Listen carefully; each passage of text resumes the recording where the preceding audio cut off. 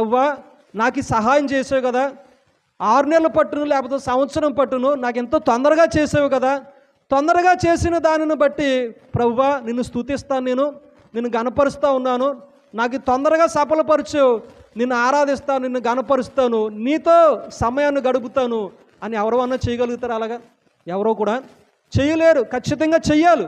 ఏం చేయాలండి? చెయ్యాలి. అంటే దేవుడు ఎందుకొరకు చేసాడు? ఆయన ఎందుకొరకు సఫలపరిచాడు? సంవత్సరం పట్టవలసింది, లేకపోతే 6 నెలలు పట్టవలసింది, ఒక రోజులోనో లేకపోతే 2 రోజులోనో వారంలోనో ఆయన ఏం చేశాడు? సఫలపరిచాడు. కాబట్టి ఆయన ఎందుకు చేశాడంటే మనం ఆయనతో గడుపుతామని. అర్థమవుతా ఉన్నదండి?